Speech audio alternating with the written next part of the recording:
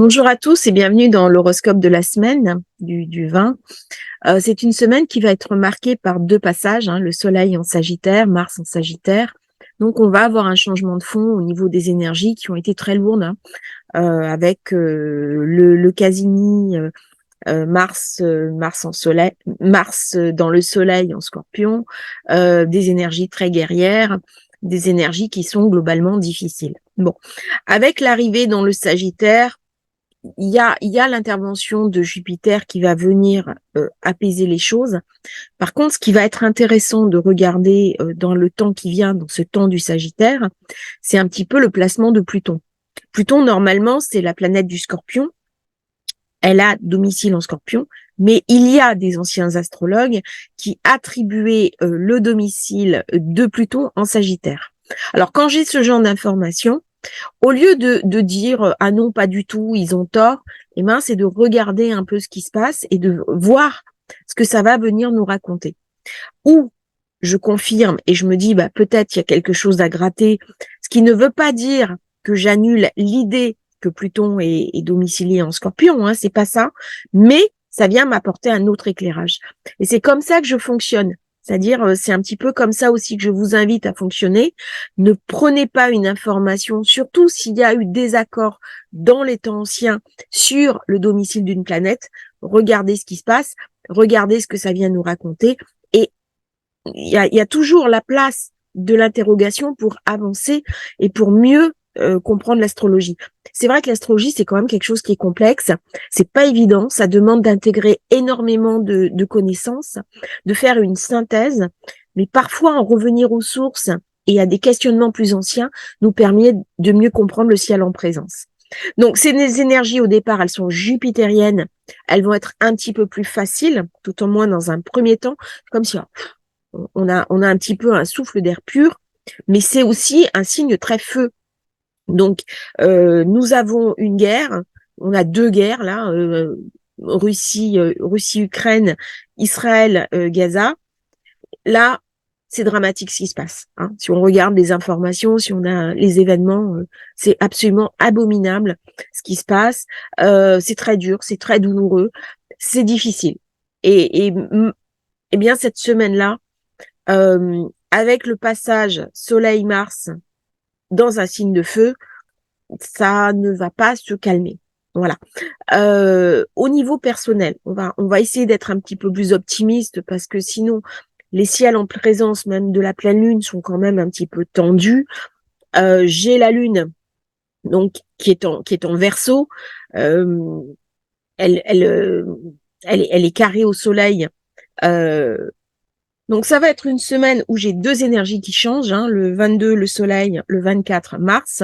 Donc attendez-vous quand même à une rupture au niveau des équilibres, des énergies. Et puis quelque part en vous, ça va un petit peu lâcher, ça va être un petit peu plus facile à gérer quand même parce que les dernières énergies ont été assez lourdes. Le 20, donc on a soleil carré lune. C'est une phase qui donne beaucoup d'intensité, beaucoup de compréhension. On a la lune qui est en Verseau. Bon, ça bouge énormément. On démarre la semaine avec beaucoup d'énergie, beaucoup d'informations qui nous arrivent. La lune passe en Poisson le 21. Donc là, c'est une lune qui est beaucoup plus méditative, beaucoup plus intégrative. C'est une lune qui a de la sensibilité. On va s'émouvoir pour ce qui se passe. Il y a une espèce de compréhension un petit peu différente du monde qui arrive aussi. Elle est très mystique. Dès que j'ai la lune en Poisson, elle est très mystique, mais c'est un mysticisme qui n'empêche pas une activité au quotidien. Ensuite, le 23, elle passe en Bélier. Donc là, j'ai affaire à une lune qui est beaucoup plus dynamique, beaucoup plus dans l'action, dans l'activité, qui va venir soutenir un petit peu mes projets. Quand j'ai des choses nouvelles à faire, c'est le moment. Ça va créer du dynamisme, ça va créer de l'énergie et ça va mettre en mouvement quelque chose de l'ordre de l'impulsion. Donc à partir du 23, il y a des nouvelles choses qui vont se passer, d'autant que je serai entre le 22 et le 24. Bon, pourquoi le 22 et 24 ? Passage de soleil, passage de Mars, le 24, donc je suis le jour du milieu. Faut toujours regarder un petit peu ce qui se passe au milieu. Quand vous avez deux planètes, vous regardez ce qui se passe au milieu, c'est le mi-point. Et la Lune, pour le week-end prochain, elle sera en Taureau, 25. c'est une lune qui sera beaucoup plus, on a envie d'être en famille, on a envie de repas, on a envie de manger avec ses proches, on a envie de profiter, de souffler un petit peu, on a envie aussi d'éteindre un peu la télé, les informations, et de repenser à soi, recréer une bulle. C'est une semaine qui marque bien d'ailleurs comment ça s'appelle, le Black Friday, parce que j'ai 2 planètes en feu. Donc ça débouche, hein. Ça va créer de l'activité, ça va créer de l'action. Le 20, j'ai Soleil carré Lune, donc beaucoup de dynamisme. Et le 22, une journée un petit peu chanceuse, avec dès que le Soleil est trigone Lune, je dis toujours, à ce moment-là, il y a un regain de chance, il y a un regain on peut signer des contrats, il y a des choses positives qui vont se passer. Alors, le 20, on sera sur le premier quartier de Lune, hein. Ça va rendre nos désirs un petit peu plus passionnés, on va être un petit peu plus impatient. Attention toutefois à l'irritation, il peut y avoir des petites contrariétés, il peut y avoir un peu d'impulsivité. Et attention à ne pas prendre de risques. C'est une journée pour prendre quelques précautions pour éviter, de se blesser et de causer des dommages aux autres. C'est-à-dire, il peut y avoir une forme de tension. C'est pas le moment de créer quelque chose d'une médiation, hein. J'aurai sextile à Pluton qui arrive, qui commence là, qui va être actif euh, du 18 au 22 novembre, donc qui amène du dynamisme, de la détermination, qui me permet aussi d'atteindre mes objectifs et de comprendre le monde sous un regard différent. C'est-à-dire qu'il y a quelque chose de secret, d'occulte, d'obscur, quelque chose de difficile, hein, qui vient m'être raconté. Et alors, attention, quand il y a des aspects comme ça, Pluton vient éclairer. Soleil vient éclairer, et il vient éclairer une forme de douleur. Donc là, c'est un moment, durant toute cette période, hein, pour résoudre des mystères, s'intéresser à l'occulte, et comprendre aussi ces relations d'un point de vue un petit peu plus psychologique. Alors, j'aurai toujours le sextile, hein, de Mercure, de Mars, Pluton, et ça m'apporte de l'énergie, ce qui me permet de mettre en avant un petit peu mes objectifs, mes désirs. Et quand j'ai décidé quelque chose, je vais jusqu'au bout. Donc, il y a une détermination pour atteindre ces objectifs. Je vais pas procrastiner. C'est-à-dire, à partir de cette période-là, hein, du 21, il y a vraiment quelque chose, une direction qui va se mettre en avant. Et cette alliance un petit peu Soleil-Mars-Pluton va intensifier mes désirs, et y compris mes désirs sensuels. Donc, je vais avoir envie de rencontrer l'autre, je vais avoir envie de passion, je vais avoir envie d'intimité aussi avec mon partenaire ou ma partenaire de vie. Alors, du coup, le 23 novembre, je vais avoir un carré Soleil-Saturne qui va me créer quelque part des blocages, des grands questionnements. Et ce carré, il vient un peu calmer le jeu, il vient ramener un peu de raison dans un monde qui est en train de devenir timbré. Donc, excusez-moi du terme, mais le monde est en train de devenir fou.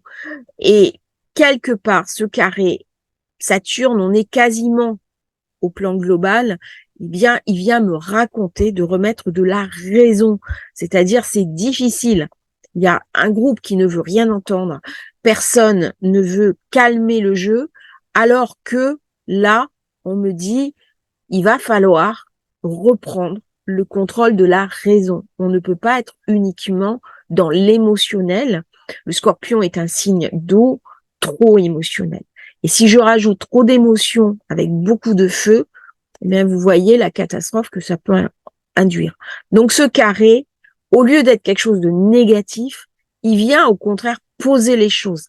Il vient m'obliger, me freiner, m'empêcher d'aller de l'avant, et il vient m'apporter des réponses positives dans ma vie, puisque je suis obligée de réfléchir à mes objectifs d'une manière générale. Alors, j'aurai aussi du 23 au 25 novembre, Mercure qui va être quinconce à Uranus, qui va augmenter l'activité mentale. Il va m'amener des idées nouvelles. On va parler d'intelligence artificielle, on va parler nouvelles technologies, on va parler technologie. Et ça va me permettre de passer intellectuellement très rapidement d'une chose à une autre. Ça peut amplifier d'une certaine manière les personnes qui ont un TDA, les personnes qui sont HPI. Elles vont peut-être avoir un peu du mal à se concentrer. Ça peut ramener aussi une forme d'anxiété nerveuse, surtout si on est pressé. Mais par contre, nous pouvons trouver des réponses à des questionnements selon un autre moyen. C'est-à-dire que nous pouvons aussi interroger ces nouvelles technologies qui viennent nous apporter des réponses, non pas d'un côté négatif, mais plutôt de me dire qu'est-ce que ça peut apporter dans mon activité, dans ma vie de tous les jours et comment ça peut me simplifier ma vie. Le samedi, j'aurai Mars qui va commencer un carré avec Saturne. Donc là, c'est du 23 au 28 novembre et qui vient raviver un peu les frustrations provoquées par le Soleil carré Saturne. C'est-à-dire que les restrictions à ce moment-là, il y a quelque chose qui ne veut pas qu'on pose la limite. Saturne, c'est la limite. Mars, c'est la guerre. Donc, je vous fais pas un dessin. Vous voyez un petit peu les enjeux au niveau global de ce que ça vient me raconter. Par contre, moi, à titre personnel, durant ce carré, pour peu que j'ai un Mars fort dans mon thème, pour peu que j'ai un Saturne fort dans mon thème, je peux avoir des pulsions de colère. Il y a des choses qui peuvent m'amener en situation difficile. Il y a une forme de pression. Et relâcher la tension peut être difficile. Donc attention, durant cette période du 22 au 28 novembre, tenir un petit peu son caractère, tenir ses émotions et garder la raison. La raison, c'est Soleil. C'est le Soleil, c'est le principe de vie, c'est lui qui contrôle un petit peu tout ça. Donc, une approche sur la défensive sera peut-être la meilleure, en sachant que les situations sont un peu explosives. C'est valable au niveau global, mais c'est aussi valable pour moi et pour toutes les personnes donc qui ont ces aspects Mars, Saturne forts dans leur thème. C'est aussi un moment où je peux, dès que j'ai un carré, ça veut dire que j'ai deux planètes qui ne travaillent pas l'une avec l'autre. Mais si je conscientise le carré, je peux le dépasser et je peux utiliser les énergies des deux planètes de manière positive. Alors, ensuite, dimanche, là, j'aurai Vénus qui sera à Quinconce à Uranus du 25 au 27 novembre et qui va augmenter son besoin de changement, son besoin de plaisir quelque part. C'est une période où on a un petit peu envie de tomber amoureux, envie de, je dirais, d'infidélité, même ça peut aller jusque-là. On a envie de regarder ailleurs que son précaré. Alors même si ça se concrétise pas forcément, mais on peut avoir dans l'idée ou dans la réalité, ça va dépendre, un peu d'instabilité, quelque chose du drama, voilà. On a du mal, Vénus là, elle a du mal à rester posée, elle a du mal à rester dans le quotidien. Vénus dans la maison 6, elle est pas très à l'aise. En Vierge non plus. Donc elle a besoin de s'extérioriser, elle a besoin d'imagination, de choses qui sont différentes, de choses plus libres, elle a besoin d'exprimer sa sensibilité. Et donc c'est un moment aussi pour regarder, s'intéresser aux crypto-monnaies, regarder ce qui se passe.